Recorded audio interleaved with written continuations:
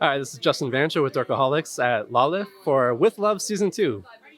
We have everybody come down the red carpet just now, and we're going to get some questions answered.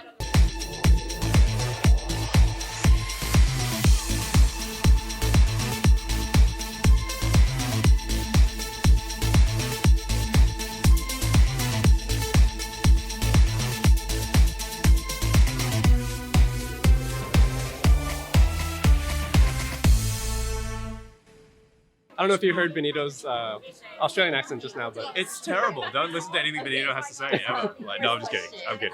Benito is the best. He's like the only dude that I can joke around with. No, that's not true. I joke around with everyone, but yeah. We swing. Good day, mate. Throw some shrimp on the barbie.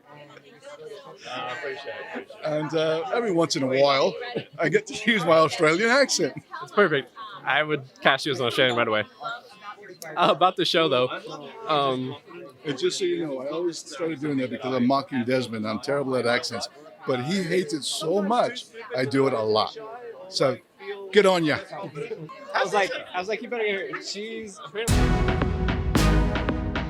Is there a chance for us? This isn't some random boy. Nick is my best friend. What if this proves we're not meant to be together?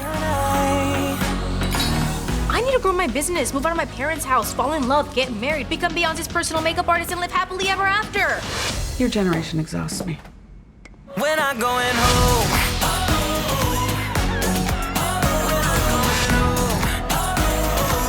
The emotional journey goes as follows. Shock and awe at arrival. Dance your face off mid-party. And then we end with that gut punch of, will we ever find love like the Diaz family?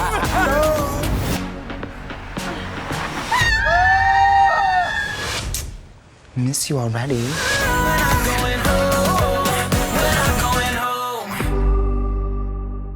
What's it like working on such a multi-ethnic with different generational kind of family drama comedy thing? It's been incredible to do that, especially multi-generational, multicultural, but Latino based.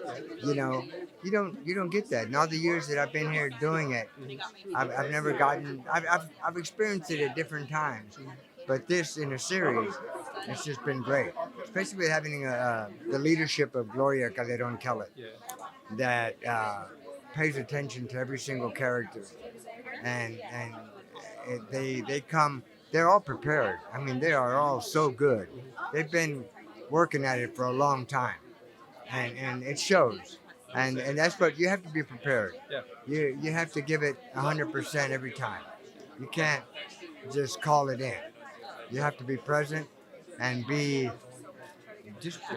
open and see what's going on, because people get hung up in their characters of what am I doing here and then all of a sudden now the more focus that you get in, everybody else gets cut out of the picture. But when you go home for Christmas or any holiday, it's shut up, you're all over the place because you have different relationships with everybody and different memories.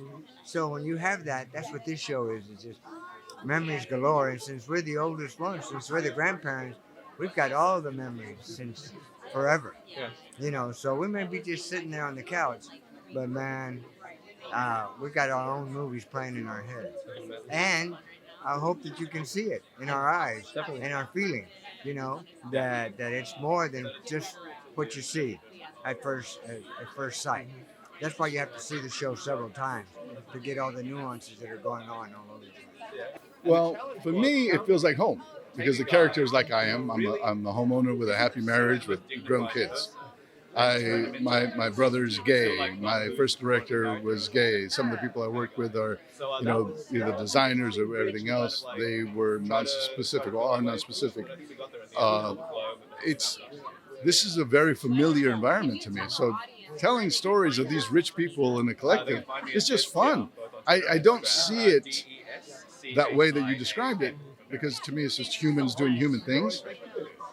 But it's fun that it's being received that way. Going, I never thought I'd see somebody like that do something like that, or be in love that way, or fall in love with that.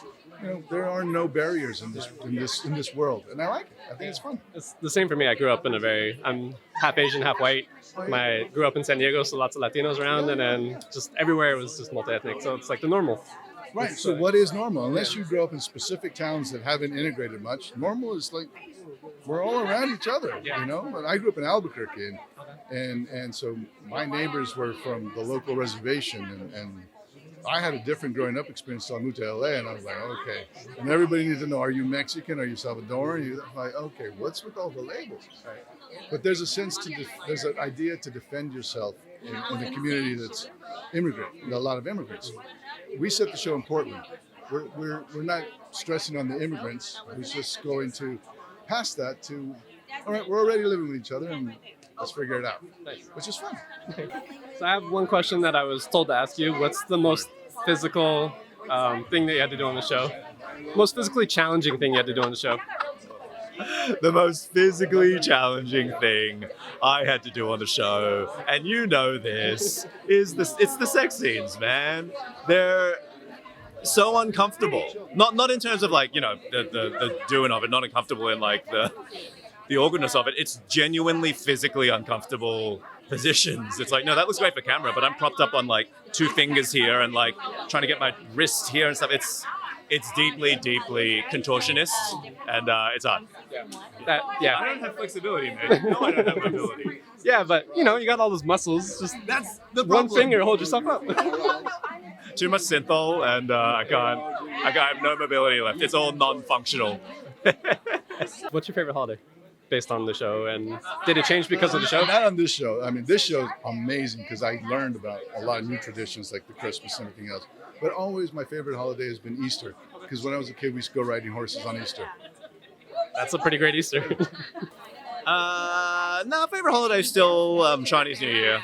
Favorite holiday is still Chinese New Year. Yeah, you know. Because for like in Singapore, it also like ties in with Christmas. We go straight from Christmas into Chinese New Year, and there's like no gap. So it's like 1-2 month long celebration, and that's lots of happy memories from Singapore and that. Yeah. My favorite holiday is the day I wake up, because I wake up with my wife, who has been there for 54 years. And it's an incredible thing to wake up with your life partner and a smile. When that happens, the day is off and running, man, and everything is... That's a great day. Every day is a holiday. Every day is a holiday. Awesome. Thank you very much. Are you going to beat Santi in this season, or is he going to win? I need to know. You gotta watch the season. But I'm just saying, Nick learns a lot. He grows a lot. In this season. So, hey, maybe. I thought I was going to get a math question or something. If you want, what's your favorite superhero? My favorite superhero? Aquaman, but not the movie version. Okay, so not Momoa, but Blondie. Yeah, the blondie at the bottom of the ocean talks to whales. Yep. He's my guy. Okay. Always has been. That's a good choice. That's a wrap with us at Prime Season 2 of With Love, talking to everyone on the red carpet at TCL Men's Chinese Theater. It was a great time, and everyone got some pretty interesting answers. Check it out. Hey, what's up? Good to see you. It's a fucking long. I know. That's more on me than it is on you.